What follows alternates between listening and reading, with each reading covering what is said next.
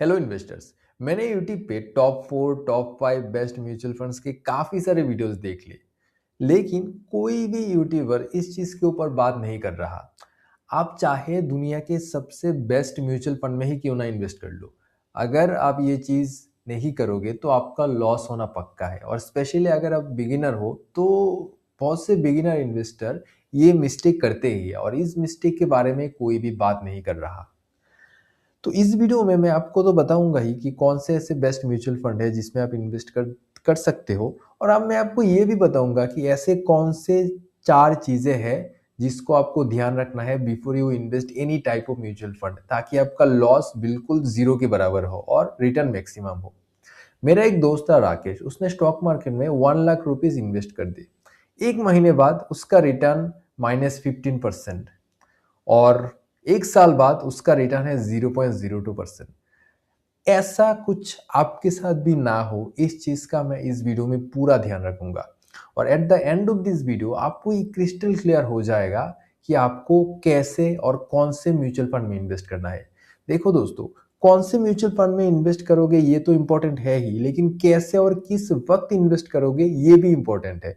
Otherwise आपका return positive में नहीं नेगेटिव में जा सकता है। तो वीडियो को शुरू करते हैं, उससे पहले वीडियो को लाइक और शेयर कर देना, ठीक है। सबसे पहला थिंग, गो स्लो। चाहे मार्केट कितना भी ऊपर जाए या क्रैश हो, कभी भी आपको 100% अपना पैसा इन्वेस्ट नहीं करना है।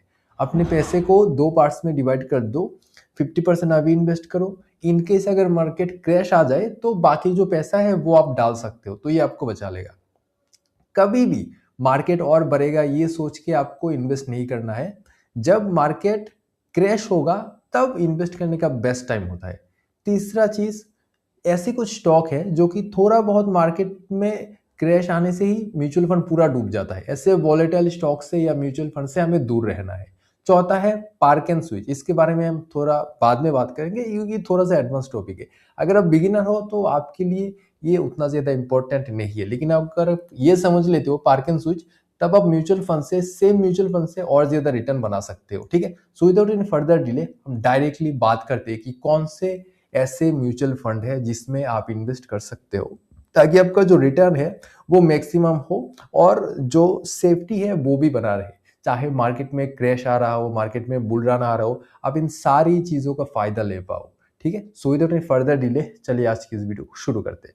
उससे पहले अगर आपने इस वीडियो को अभी तक लाइक और शेयर नहीं किया है तो प्लीज लाइक कर दीजिए, और आप चाहे तो इस वीडियो को अपने दोस्तों के साथ भी शेयर कर सकते हैं, उनकी भी थोड़ी हेल्प हो जाएगी।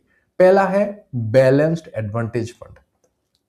अब ये जो फंड है वो काफी ज्यादा यूनिक फंड है। इसको डायनामिक एसेट एलोकेशन भी कहा जाता है। तो इसमें क्या होता है, अब सबसे पहले कौन सा फंड, इसके बारे में बात कर लेते हैं। तो इस कैटेगरी में मैंने सिलेक्ट किया है HDFC balanced advantage fund. 10 year का CAGR आपको एटलीस्ट 15.78% का मिल जाता है, जो कि मेरे ख्याल से काफी ज्यादा अच्छा है। इसका जो रिस्क है वो मॉडरेट है। लेकिन जो चीज इस म्यूचुअल फंड को सबसे ज्यादा मेरे लिस्ट में पहले नंबर पे लाता है वो है इसकी कुछ एडवांटेज। मार्केट जब ऊपर जा रहा होता है ये म्यूचुअल फंड क्या करता है, कुछ माल बेच देता है और प्रॉफिट बुक कर लेता है।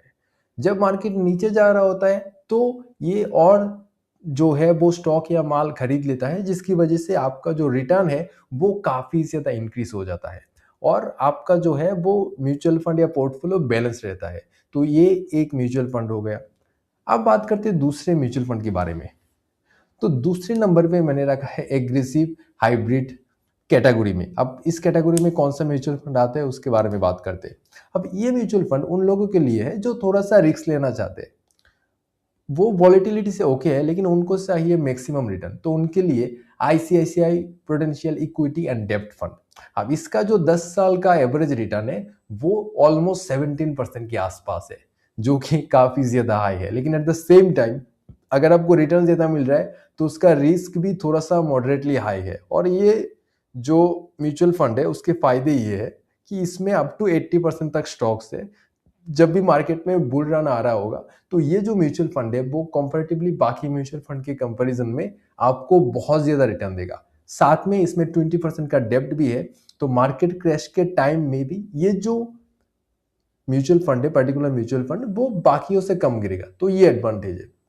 अब तीसरा जो म्यूचुअल फंड है उसमें सभी तरह के लोग इन्वेस्ट कर सकते हैं और ये है निफ्टी 50 इंडेक्स फंड। अब कुछ लोग इस म्यूचुअल फंड को इग्नोर कर देते हैं, लेकिन मेरे ख्याल से ये जो म्यूचुअल फंड है वो one of the most powerful mutual fund है। इसमें आप आंखें बंद करके किसी भी टाइम में किसी भी वक्त इन्वेस्ट कर सकते हो।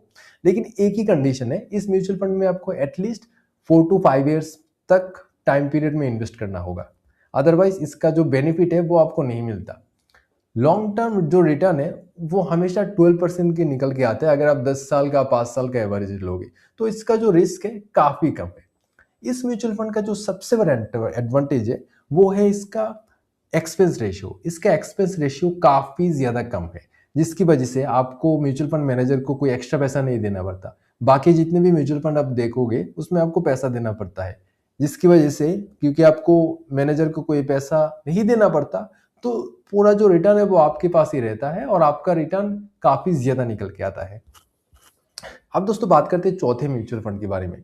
अब ये जो म्यूचुअल फंड है वो काफी ज्यादा इंपॉर्टेंट है और इसको यूज किया जाता है अपनी पोर्टफोलियो को डाइवर्सिफाई या हेज करने के लिए है। ये क्या है मैं इसके बारे में आपको बता देता हूँ। देखिए दोस्तों, ये जो म्यूचुअल फंड है उसमें मैंने रखा है SBI गोल्ड फंड को। अब ऐसा नहीं है कि आपको सारा पैसा इसी म्यूचुअल फंड में इन्वेस्ट कर देना है। अब बाय द वे मैं कोई रिकमेंडेशन नहीं दे रहा, मैं कोई सेबी रजिस्टर्ड रिसर्च एनालिस्ट नहीं हूँ। ये जो वीडियो है वो बस एजुकेशन पर्पस के लिए मैं बना रहा हूँ। आप किसी भी म्यूचुअल फंड में रिसर्च करने इन्वेस्ट करने से पहले अपना खुद का रिसर्च जरूर करें। तो ये जो म्यूचुअल फंड है वो मार्केट के में जब क्रैश आ रहा होगा, जब स्टॉक मार्केट नीचे जा रहा होगा, इन दैट केस गोल्ड ऊपर जाता है, तो अगर आपने इन्वेस्ट कर दिया, आपका जो ओवरऑल पोर्टफोलियो है वो काफी डाइवर्सिफाई हो जाएगा। और दोस्तों यही पे आज की वीडियो की एंड हो जाती है। आई होप ये जो वीडियो है वो आपके लिए हेल्पफुल रहा होगा और यही पे आज की वीडियो की एंड हो जाती है। मैं मिलता हूं आपसे मेरे अगले वीडियो में।